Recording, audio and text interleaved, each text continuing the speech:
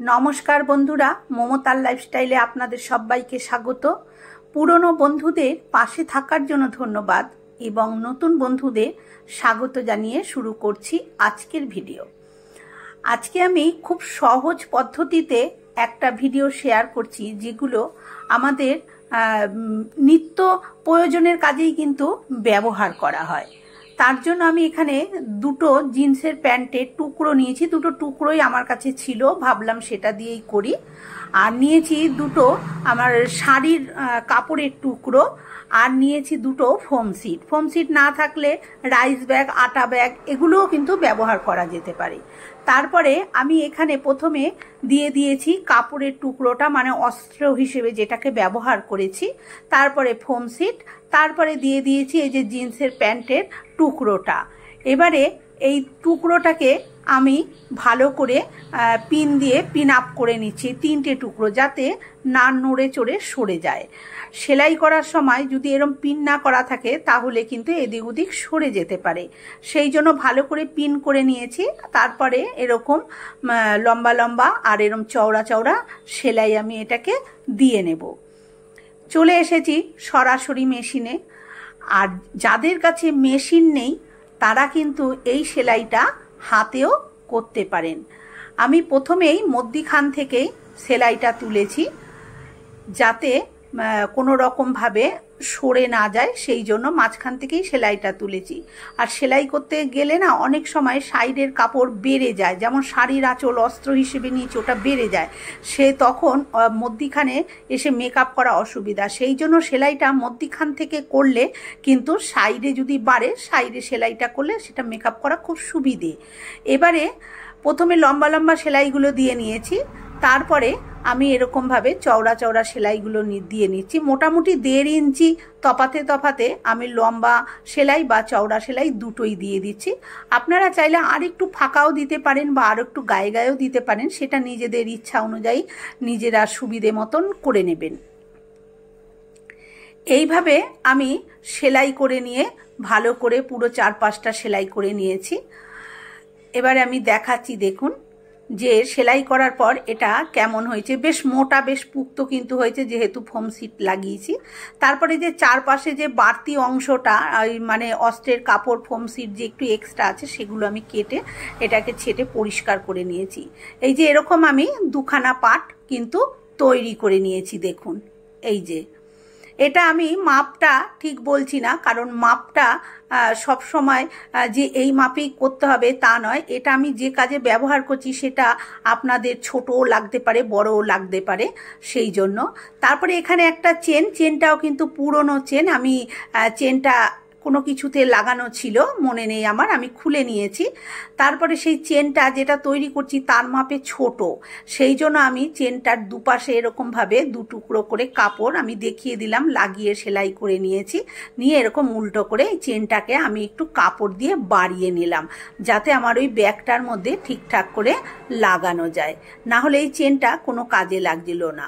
আর এরকম একটা ছোট্ট হ্যান্ডেলের মতন করে নিয়েছি। জিন্সের প্যান্টের টুকরো দিয়েই আমি 2 ভাঁজ করে সেলাই করে নিয়েছি, যেহেতু জিন্সের প্যান্ট কিন্তু মোটা হয়। দিয়ে এরকম ধারে এক ধারে রেখে সোজা পাটি এরকম রেখে এরকমভাবে সেলাইটা দিয়ে নেব। দিয়ে তারপরে চেনটাকে বসিয়ে দেবো।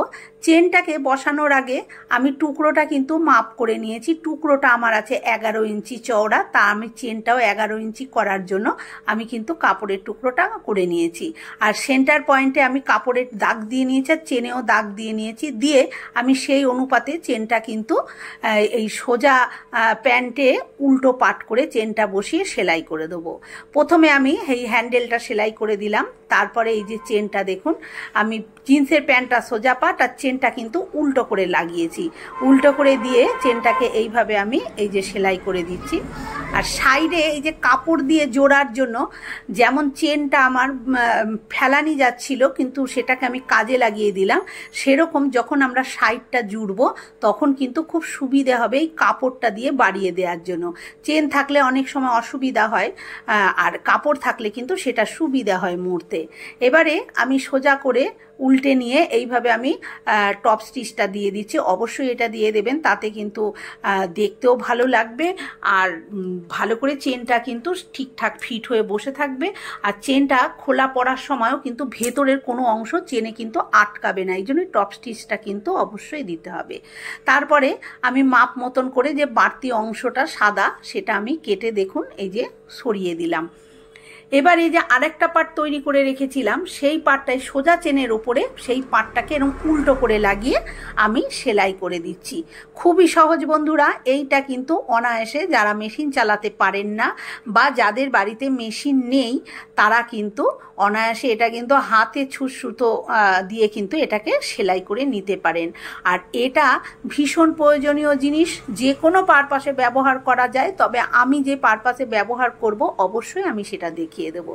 দেখুন ওই চেনটাও ওইভাবে উল্টো করে লাগিয়ে আবার এইভাবে সোজা করে আমি ওপর দিয়ে যে টপ স্টিচটা কিন্তু দিয়ে দিচ্ছি।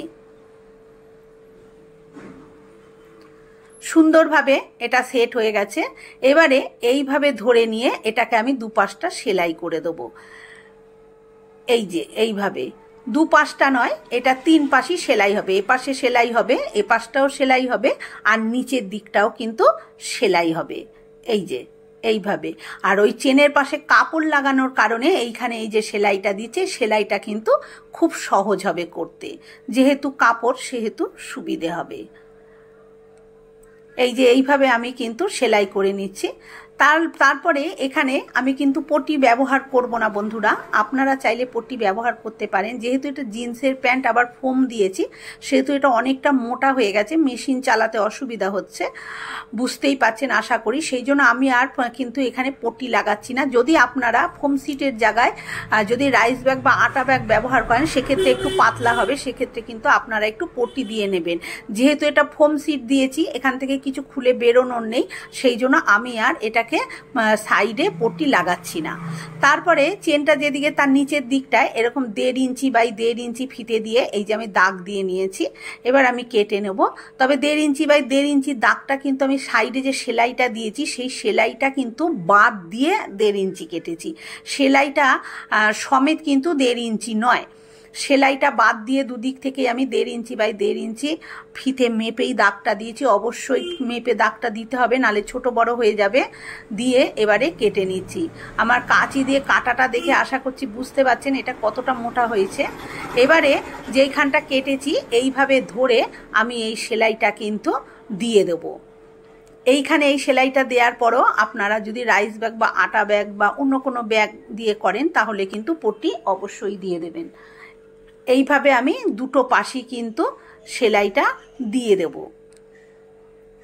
দুটো পাশই আমি সেলাই করে নিয়ে চলে এসেছি। এবার আমি আপনাদের এটাকে খুলে দেখাচ্ছি। দেখুন আমি কিন্তু যেহেতু দেব না, মানে পট্টি লাগাবো না বা পাইপিং যেটাই বলেন লাগাবো না, সে আমি কিন্তু দুবার করে সেলাইটা দিলাম। একবার ওদিকে গেলাম আবার আর একবার ঘুরে এদিকে চলে এলাম, হ্যাঁ, যাতে কোনো রকমভাবেই না খুলে যায়।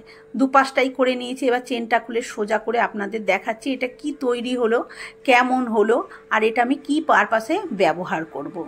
বন্ধুরা আমার আজকের এই ভিডিও যদি আপনাদের ভালো লেগে থাকে একটা লাইক দেবেন, আর আমার চ্যানেলে নতুন বন্ধু হয়ে থাকলে চ্যানেলটি সাবস্ক্রাইব করে নেওয়ার অনুরোধ রইল।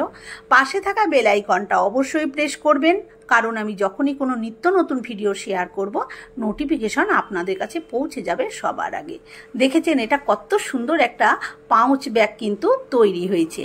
এবার এর সাইডটা দেখুন, এই যে সেলাই বিট, এই যে দুপাশে সেলাই আর নিচেটাও অনেকটা চওড়া হয়েছে। বেশ অনেক কিছু রাখা যাবে বা কোনো কিছু রেখে এইভাবে কিন্তু আমরা এটাকে ঝুলিয়েও রাখতে পারি, যদি নিচে রাখার না সেরকম জায়গা থাকে, তাতেও কিন্তু এটা পড়ে যাবে না, কারণ চেনের যে মুখটা যেখানে আছে, যে দিকটা চেনটা আটকাচ্ছে সেদিকটাতেই আমি কিন্তু হ্যান্ডেলটা লাগিয়েছি। এবারে দেখুন আমি কি কাজে ব্যবহার করছি। আমাদের সবার ঘরেই ছেলে মেয়ে আছে, সে বাচ্চা হোক কি বড়, সবাই স্কুল কলেজে পড়ে, হ্যাঁ, সেই যে পেন, তারপরে তাদের হাইলাইটার, তারপরে এই যে স্টেপলার, কল, পেন্সিল, রাবার, এগুলো সব ও প্রচুর পরিমাণে ব্যবহার করে এখনকার ছেলেমেয়েরা, আর এখানে ওখানে থেকে যায়। সেইগুলোকে আমি সব এগুলো রাখার জন্য একটা ব্যাগ তৈরি করে দিলাম, যাতে সব এক জায়গায় থাকে আর যখন যেটা লাগে যেন এক কথাতেই খুঁজে পেয়ে যায়। আর এর মধ্যে মার্কার পেনও আছে। কেমন হয়েছে ভিডিওটা কমেন্ট করে অবশ্যই জানাবেন, ভালো লাগলে লাইক দেবেন, আর কোথা থেকে আমার ভিডিওটা দেখছেন অবশ্যই আমাকে কমেন্ট করে জানাবেন। আজকের মতন এই পর্যন্ত, আবার অন্য কোনো ভিডিওর সাথে হাজির হয়ে যাব। ততক্ষণ ভালো থাকবেন, সুস্থ থাকবেন, ধন্যবাদ।